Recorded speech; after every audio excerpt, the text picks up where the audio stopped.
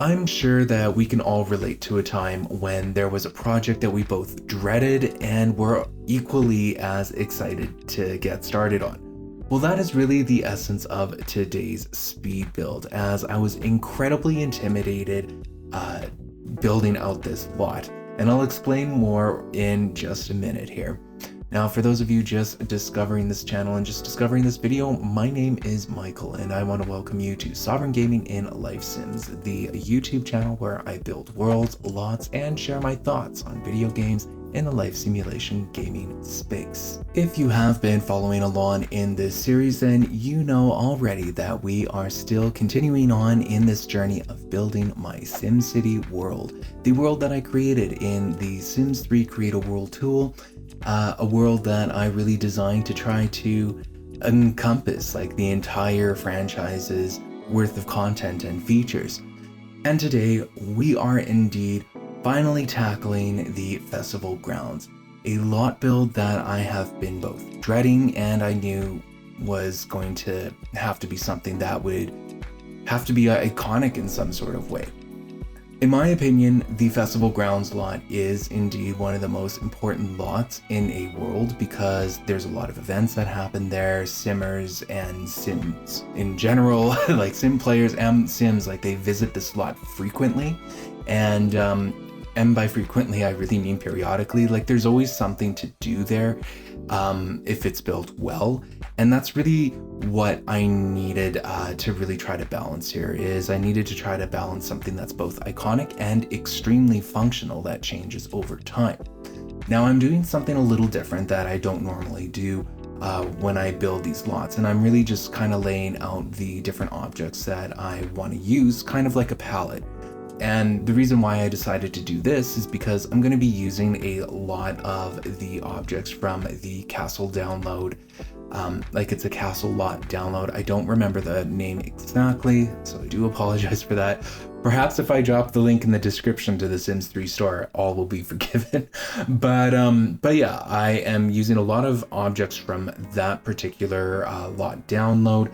And what's kind of interesting and unfortunate in a way is just that with the castle walls, it comes in as sets of pillars.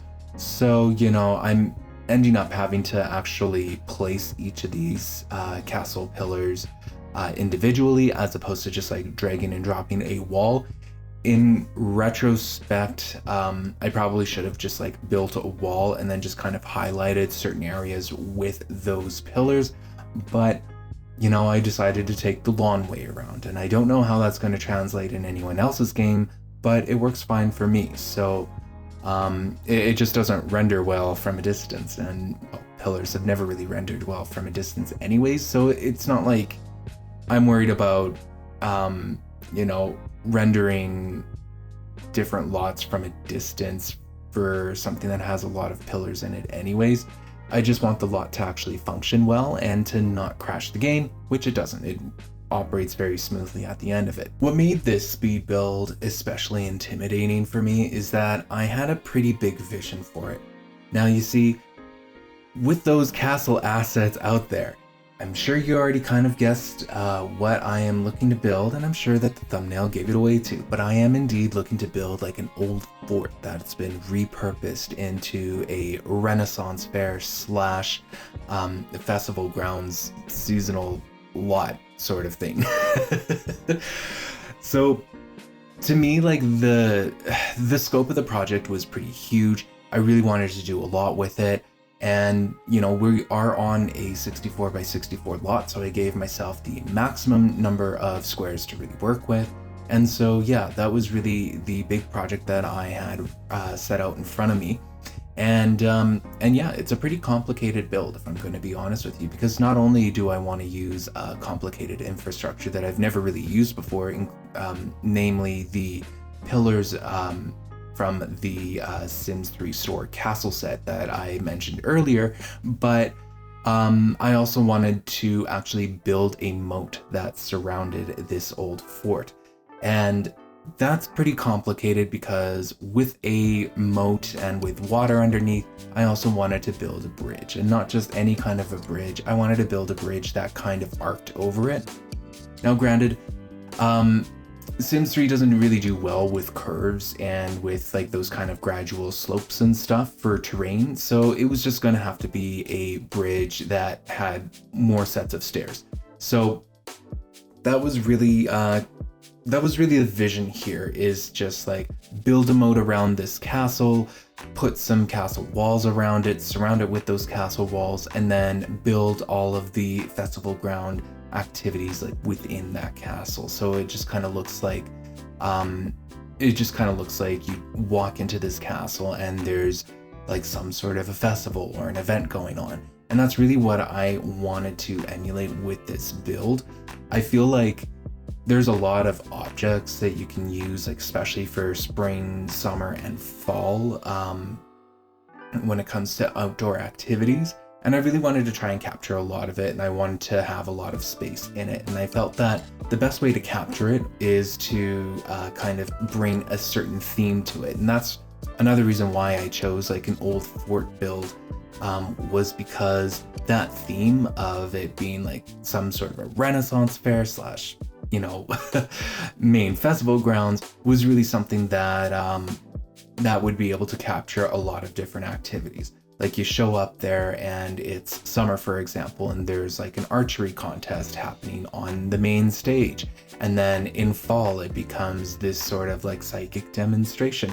You'll see as I continue on here, like what I mean by that and what I mean by the different activities going on here.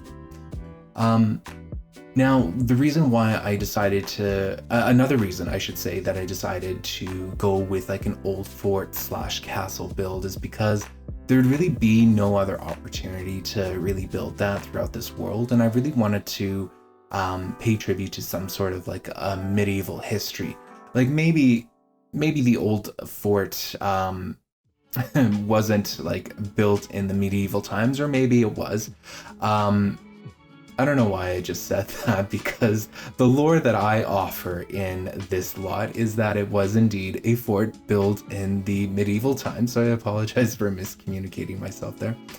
And it was built out of a defensive purpose, like all forts are really built from, and it would have been one of the first structures that would have sprung up here. So not only was Old Town founded, and well, you know, the beginnings of the SimCity region, it really, like, its beginning point was that it was a harbor, a natural deep sea harbor that could take in a lot of ships, and also, you know, an important point geographically in the Sim universe, I suppose. And so, because it was that important point, they would have had to have made like military fortifications. And so this is an example of that military fortification. It really just kind of goes to serve that there is a deeper history that goes to SimCity than just like Old Town colonial times. It even had like a tiny bit of medieval history to it, where there was where it was deemed important enough to actually just build a fort. And even then, like, I betcha like the history of SimCity would just kind of like there would be a big debate as to whether the fort came first or if the harbor did, and like which one is older, why did they found it, why, you know, what came first, the chicken or the egg, is kind of the debate that I'm trying to offer here historically. You know, things get lost or lost in translation in history all the time. And so I just kind of wanted to pose a bit of a gray area there in the Sims universe, that maybe this port came first, maybe it didn't. Maybe the harbor came first, and that was why they founded SimCity the way that they did and founded Old Town. So yeah, I felt that historically it really helped to deepen the history of SimCity and to deepen the history of Old Town specifically. So yeah, I was really happy with the vision that I had here, and yeah, even though it was a more complicated build, it was certainly something that I felt that I executed pretty well on. When I was building the world of SimCity in Create a World, there were a few lots that I knew that I wanted to do something big, and yeah, that I wanted to do like a bigger project on. I think I already mentioned it, but this is definitely one of the lots that I really knew that I needed to make a big statement with. And what's going right beside it, just north of it, is the Roaring Heights roller coaster lot. And once that's placed in, it just looks spectacular. Just beside this one, like it looks like it's just this one big like festival fairgrounds area. And if we could build bigger lots, I would definitely have joined the two of them together if I had an unlimited size. But that's kind of beside the point that I was going to make here. The point with me just kind of mentioning that I built SimCity with some larger projects in mind, this is definitely one of them. And there's a couple more that are coming up when we get around to doing the government campus area. And I'll expand more on that towards, I guess, the end of the video as we kind of look ahead. But yeah, 64 by 64 lots, like you can do a lot with them.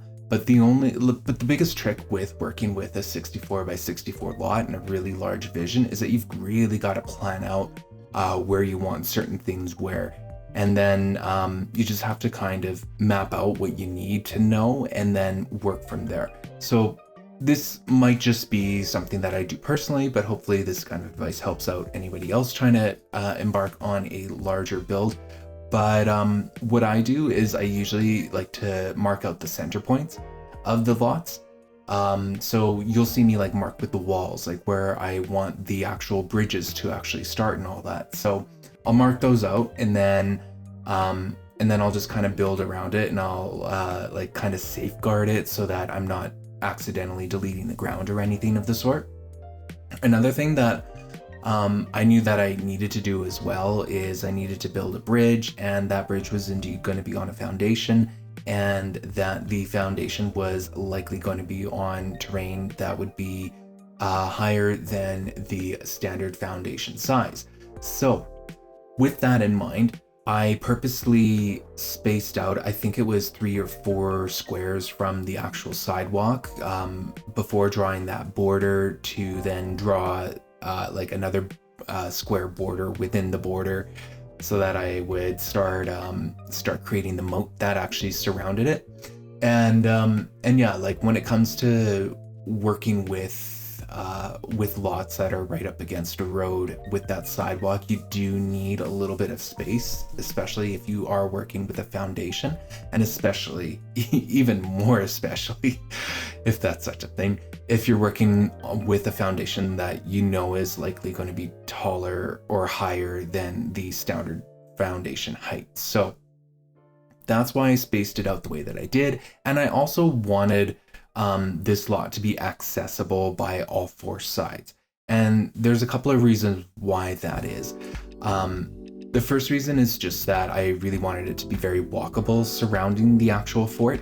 The other reason is that it borders directly on this nice, on this really nice walkway, this nice seawall. That was the word I was looking for. It borders the seawall just to the east, and that seawall leads right up to the government plaza, the government campus and beyond. I keep calling it the government plaza, but I really mean the government campus. So if I mess up on that, just know that's the same thing.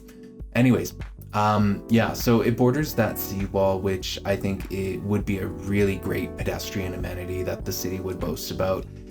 It's scenic. You get views of the ocean, of sunsets, sunrises, because I guess this part is in the east, and so it just really needed to be walkable. And when I was designing this world in Create a World, I knew that the lots that were connected with the seawall would have to also interact with them in some way, and that's why I decided that this particular lot needed to have 4 entrances, or 4 ways to actually get into the festival grounds. Is that, you know, in theory, not like what's actually reflected in the gameplay, but in theory, you would likely have like a high pedestrian traffic area that surrounds the seawall there. And then, you know, if people just wanted to wander into the festival grounds, well, they had complete access to do so. So yeah, that was a big reason why. Another reason why I did an entrance on the north, because I made this face all 4 sides, is just to kind of give that illusion that theoretically, again, someone can access the Roaring Heights roller coaster directly from the Old Town Fort. And And it actually kind of looks like that when you zoom out and squint a little bit and use your imagination just a tiny bit as well. But yeah, that's kind of, that was really the vision that I had applied to this lot here. And the way that you really work with that vision is you have to map it out first before, you know, you just try to build like one corner.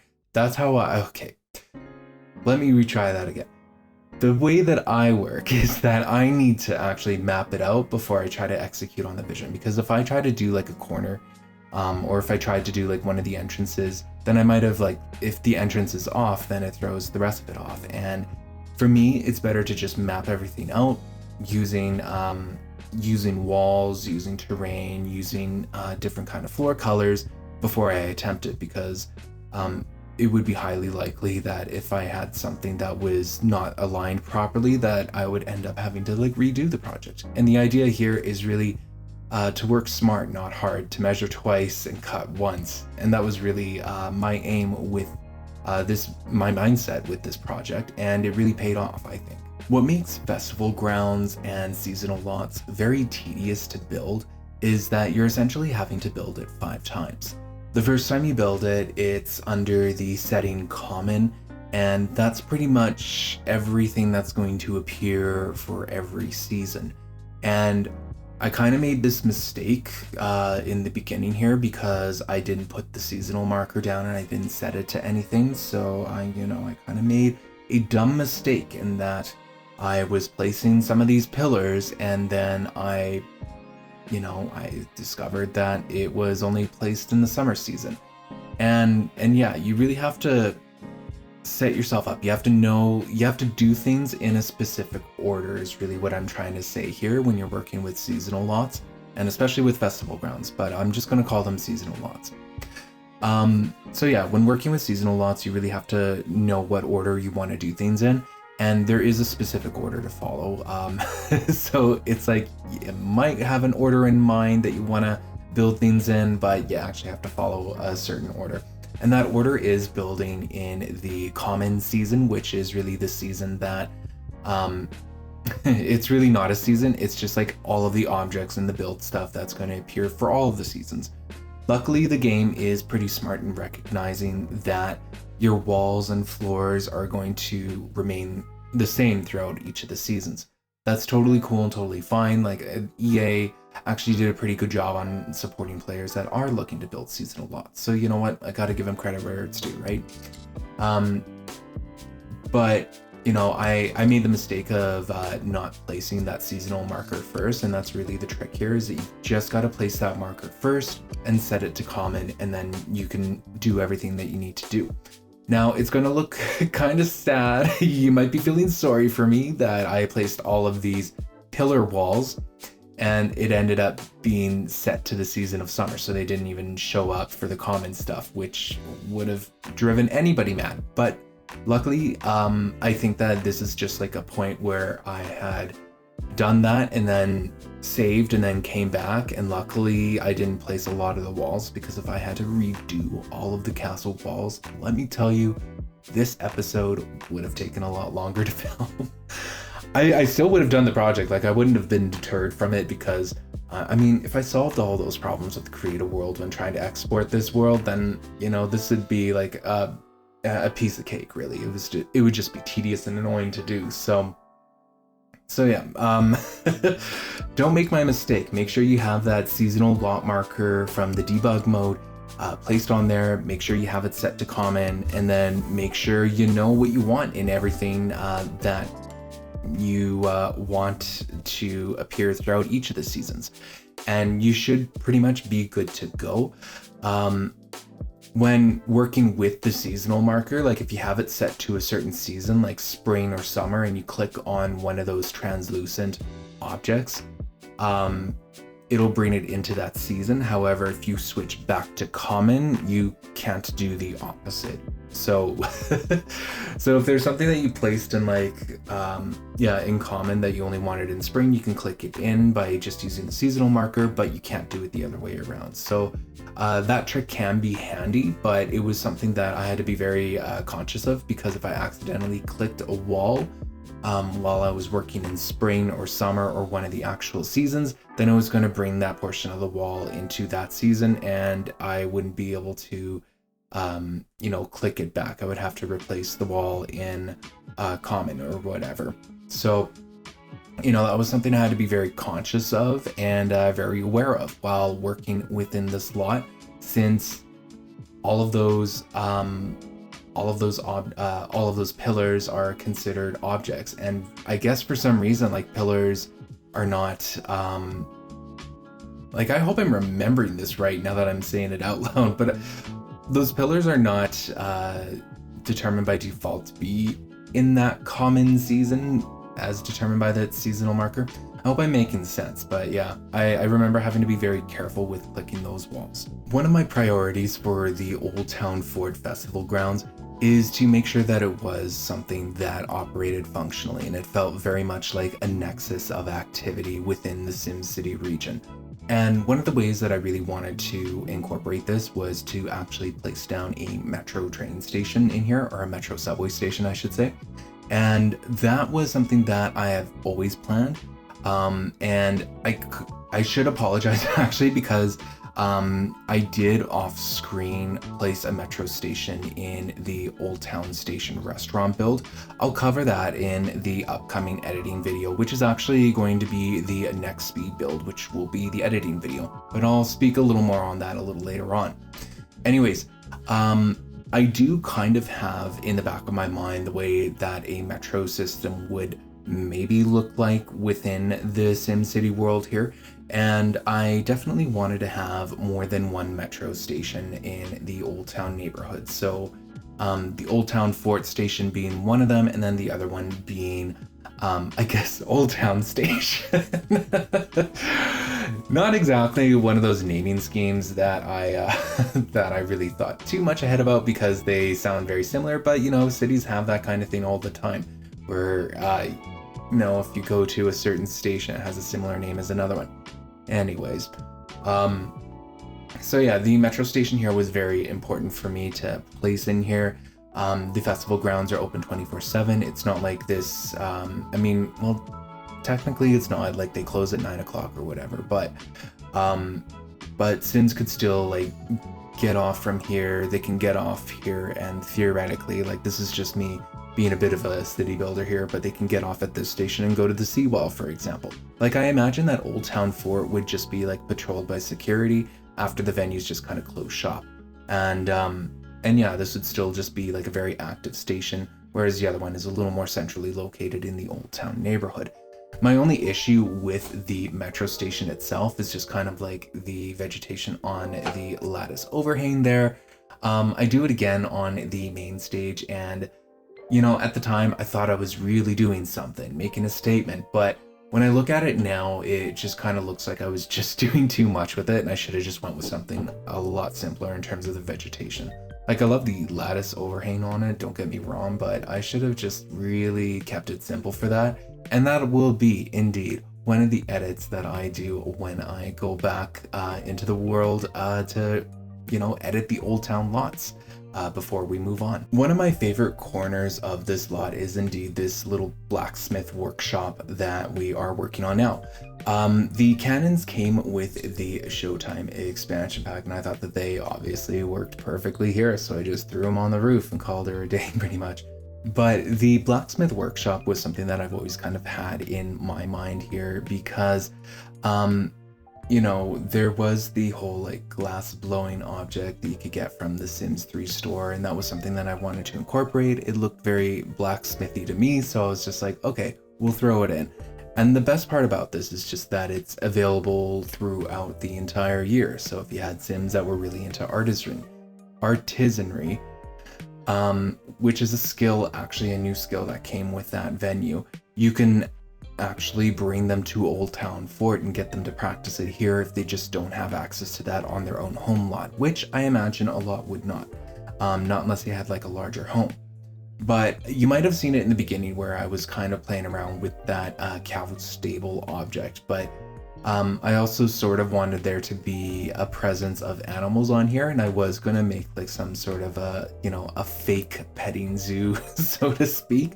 But at that point, it was like the cow object that came with the country themed Sims 3 store sets. It was just a little too large. The cow pasture was just too large, and I had already lost a lot of space with the moat and the bridges and the castle walls. So I didn't want to place that in there, although in retrospect, I'm sure that I could have fit it in there, but I just decided not to put in the cow pastures. I just wanted to settle for the chicken coop and just kind of keep it moving from there. Like, I would like Sims to just sort of wander into the workshop, and then, if they wanted to interact with that chicken coop object, which is another store object, then they absolutely could have. So yeah, that was really the vision with the blacksmith object. Plus, like, that high tea set really came in handy. I'm so glad that I downloaded it way back when, because it came with both the tea set, the cannery station, and then also the water wheel that you guys see there. And I really wanted a water wheel in here just to kind of give it a little bit of action, a little bit of more motion. And even though it does not make a whole lot of sense, considering that a moat would likely just be a little more stagnant in terms of the water, it's in there. I guess you could defend it in that, when the city is taken over Old Town Fort, they would have had some sort of a system that would move the water in a current, sort of like a fountain, because stagnant water goes bad and all that. So, you could theoretically defend it there, but yeah, I thought that it added a lot to the area. It added a lot more life to it, life that I don't think that players would expect in a festival grounds area, or maybe not expect is the right word, but not expect, because the festival grounds is like a lot type that I feel like is very underutilized, and that a large project like this for a lot that's just so important is certainly warranted for it. And I find that usually festival grounds come in the form, like, or at least like from what we were given by EA, they came in the form of just being like really large parks with a couple of objects here and there. They really didn't create that sense of place in a way. And granted, like, there are certainly great builds out there that, touch upon the country themes and really it being more of a town fair than anything. But I really wanted to go big with this one. I felt like the importance of this kind of a lot in the size of the world that I'm doing certainly warranted this kind of a thing, and I wanted to take advantage of it. But yeah, if I was to ever redo this lot for like a smaller town or something, I would definitely design the festival grounds to incorporate a lot more animals into it, like maybe do something for horses or something. I just feel like it really lends itself well to those country themes, and even if the petting zoo is like kind of very minimal here and only offering interactions with chickens, I felt that it was a really nice touch, and it's something that's offered in the quote-unquote common season. So it's something that players can expect to enjoy throughout the entire sim year with their own builds. To be honest, by the time I was done the blacksmith workshop and everything else surrounding it for the common season, for the objects that would be found in all of the seasons, I kind of felt like everything just kind of came together really fast. And a big reason for that is that I very much had this lot planned out in a notebook. So I just kind of jotted down my ideas and I just followed through with it in the gameplay here. The only thing that was really time consuming was just finding the objects that I wanted, or there were certain areas where I just wasn't too sure what I wanted to do with them. So yeah, the actual seasonal lots themselves came together quite quickly. It felt like no time had passed. It was all the stuff that I had to do before for all of the objects in the actual castle build itself that took me the longest, I would say. But yeah, I knew what I wanted to do with each of the seasons, and as you'll see on screen, like when I built that main stage, again, that lattice is just like overkill. Should have went simple with that one. And yes, that will be a part of the edit episode. So there's definitely that to take into consideration there. Now, when it came to the actual seasonal lots themselves, like I really wanted to touch on different themes and all of that. And Like if we start with spring, like I really wanted there to be like flowers and plants, like really trying to highlight the floral aspects of it. There's a certain wheelbarrow object that I forgot to place in that's also gonna make its way on my edit list. So that edit episode is literally just around the corner here. I'm pretty sure it's gonna be the next episode anyways. But yeah, I'm going to be editing that particular object in the spring.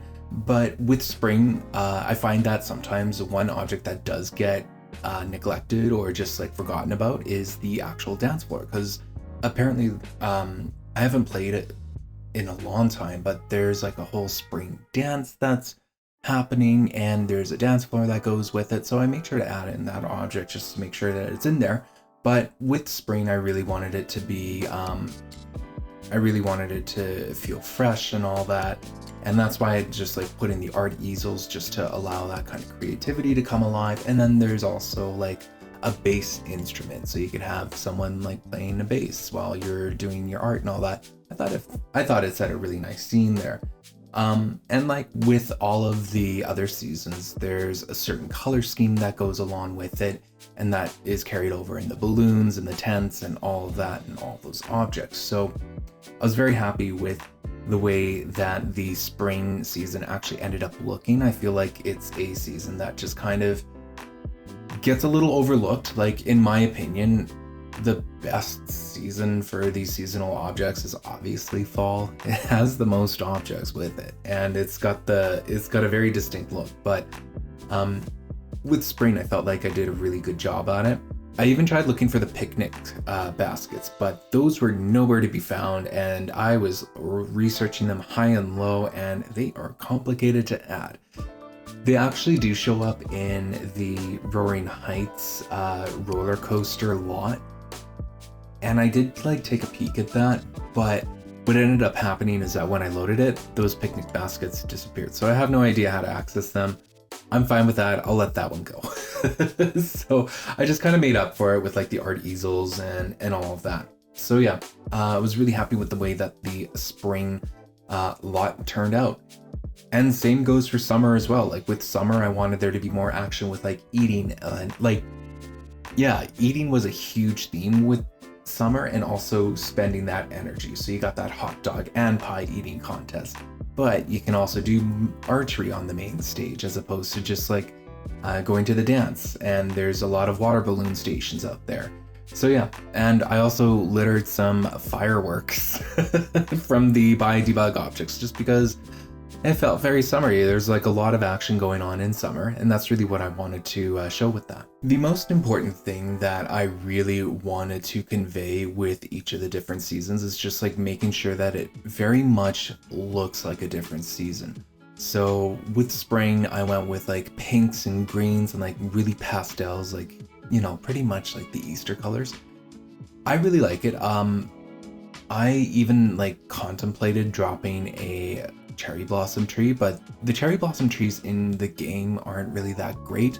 That might also be like one object that I download outside of the Sims 3 store, but I haven't convinced myself of that yet.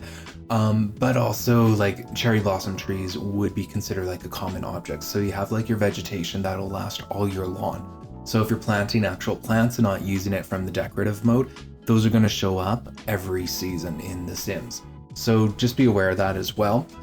So like the plant choices that I had to make would have to be something that I would have to live with for all the seasons. And that's another reason why I didn't go with the cherry blossom trees, because I kind of felt like it suited spring more.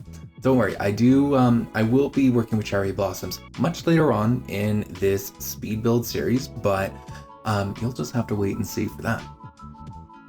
I did also want to like make a quick mention that the colors, like the official Old Town Fort colors that I decided to use were like blue and white. So you'll see a lot of blue and white throughout in the common objects. I'm kind of hoping that they don't clash too much when people actually play the games, because I chose the blue and white because I've been using like the blue and white hydrangeas throughout the Create a World series. It makes sense that it would be the national colors or like the local colors that the city and region identifies with, and so I carried them over in here just for those reasons. And I'm just kind of hoping that they don't clash too much with all of the other seasonal objects, because when we get into like fall and winter and, well, all of the seasons, they use different color palettes. So I definitely didn't choose like color palettes that complemented white and blue flowers. I chose color palettes that I felt fitted the season more. So hopefully the clash isn't like too jarring for players. Hopefully not. I got my fingers crossed. Also, I guess we should move on to talking a little bit about the fall season. So fall is obviously like, in my opinion, it's the season that they did the best with.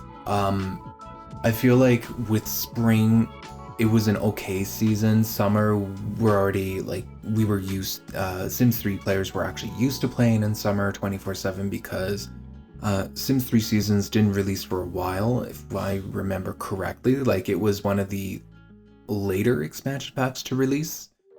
I could be wrong on that one, but I know it definitely wasn't in the beginning, and it was definitely after pets. So yeah, fall was clearly their favorite season when they were developing the game. I'm gonna be honest here.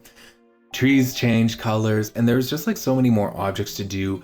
Halloween itself, or sorry, Spooky Day, I should say, was interesting. I mean, also, like, to be fair, like in the spring festival lot, like during springtime, you could go on egg hunts and all that. And yeah, so fall was definitely their favorite season. There's a lot of objects that complement fall colors really well. There's a lot of store objects that are based around fall and Thanksgiving. And yeah, so I just went ham with these pumpkins, and like placing them on here and everything. And also something that I should mention here, like if you are building a seasonal lot, is that your spawners can also be made seasonally as well. So, you know, I put the wildflower spawners in spring because that made sense there. I put different bugs for summer, and with fall, I put down some fog emitters. So I was really happy to be reminded yet again that those spawner objects are actually, they can be seasonal, and it can really work to your advantage if you know what you're doing. And yeah, with spring, summer, and fall, I was a little reluctant to place this in here, but I did place the roller skating rink in one of those seasons. I forget which one. I'm pretty sure it was summer that I placed it in. The reason why I was a little reluctant with that is because I do plan on building some sort of an arcade build, or sorry, a Bowl-orama build in the future. I think it's going to be like Midtown or Uptown, so it's way off. So don't even look forward to that. And it was going to have like a roller skating area, an indoor roller skating area. And one of my things about this game is just kind of giving players a purpose to visit certain lots, and so I felt like it would kind of take away a purpose of visiting that bowling alley / roller skating venue. But at the same time, like, it was an empty space and I kind of needed to use it. And that's also why I did not place the snowboarding ramp in here as well. Firstly, it was a pretty big object and I didn't like the way it looked in here, even though I could technically fit it in. But I'm saving that snowboarding ramp actually for a resort build, like a mountain resort build. So, you know, it's not like I neglected it on purpose. Actually, that's exactly it. I did neglect it on purpose because I know I really want to put it in a mountain resort build. But winter is a very tough season to actually build on here. I even looked for the ice sculptures that you could sculpt in with ambitions, and I was hoping to find them in the buy debug mode, and I could really only find that ugly goblin one, and I was just not gonna do that. I didn't want it to be an ice goblin paradise here, so I skipped out on the ice goblins. But I would have put in more ice sculptures had I got access to it through the buy debug mode. Maybe I was just looking in the wrong place, but I did put in the skating rink in here, and you know, again, I was kind of in a way I was sort of reluctant to do it, but I also felt like my hand was forced at the same time. And then of course, like there are the snowball throwing forts as well, or those little walls that I put in there and litter throughout throughout the winter build as well.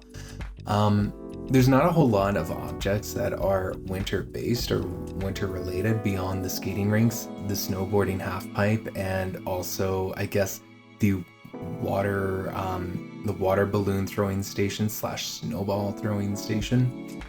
And I guess like a reason for that is just because you can click on the ground and create snowmen and igloos and all over the place. So, you know, in that kind of a sense, I kind of felt like the game was trying to give me a clue in terms of what to build for winter, and it was a whole lot of nothing. I left a lot of open space for those igloos and for those snowmen builds. So, you know, if you're at a loss for what to do at the winter festival, well, you can do those, and I know that you can collect tickets for them as well. So, you know, the gameplay is there that kind of supports that decision. Okay, so I am sure that you guys have noticed and would likely be in the comments suggesting, if I didn't say something, that the Gypsy Wagon was noticeably absent. Well, firstly, EA called it the Gypsy Wagon. Gypsy is actually a term that refers to the Romani people, and I don't know much about that history, but I know that saying and referring to them as the Romani people is actually the proper term for it. So whenever I say like the Gypsy Wagon or whatever, I'm actually referring to, whenever I say the Romani wagon, I am actually referring to the Gypsy Wagon as you would know it in The Sims 3. There's a lot of things that The Sims 3 didn't get right, and some things that were a little insensitive, and and maybe a little insensitive is a really gentle way to put it, but there were definitely some things that they could have retroactively edited after knowing better, and that would have been one of them, in my opinion. But anyways, that's an EA thing that they have to answer for, not a me thing. But anyways, the Romani wagon has definitely been absent throughout this build, and I did that on purpose, and that's because I really wanted to give it its own proper lot in a future build. I don't want to give out too much away because it's a pretty neat idea that I have going on, and I really wanted to just kind of, support that culture in a way that is a little more respectful, that I don't think that EA was necessarily like sensitive to. So trying to work with what I've got while also not apologizing for someone else, but saying, hey, actually, like when we play the game, it's out of respect, not out of disrespect. So yeah, I am saving that for its own build for that reason. One being to, just to say, hey, actually, we know better now, and this is something that we can do better going forward in terms of that conversation. But also, this lot was not giving me a whole lot of space, and like I said before, they gave us the most items when it came to the fall stuff. And even though I could have probably like easily slotted it into the other corner there, along with like the apple eating trough and all that, I didn't want to. And another reason as well is like putting it in the autumn season, it does something weird when it comes to workplaces and all that stuff. So I've done it in the past where I've had the Romani wagon like kind of travel to different lots during different seasons, which is a cool idea, but it really does something weird when you have Sims actually working the fortune teller career. And it's just kind of like, I didn't want to do that to players that were playing this world, so I'm giving it its own lot, and you will be, I will let you know what that lot will actually be when the time comes. It's a pretty cool idea that I think I have, and that's really all that I'm going to say about that. Listen, winter's going to really wrap up real quick here, so I know that we're getting towards the end of the episode, but when it comes to winter, I just put the snowball fort on the main stage, if I remember correctly. No, I believe it was actually the ice rink that I ended up doing. But it all comes together very quickly because I knew exactly what I wanted. At this point, I was doing this build just all in one day for all the seasonal festival stuff. So I just kind of got into a pattern that I was very familiar with. So that's kind of how it all wraps up there. So I'm sure you are kind of wondering what's next. Now, if you watched my last episode with the consignment store build that I actually did, what's next is actually just placing the Roaring Heights roller coaster lot.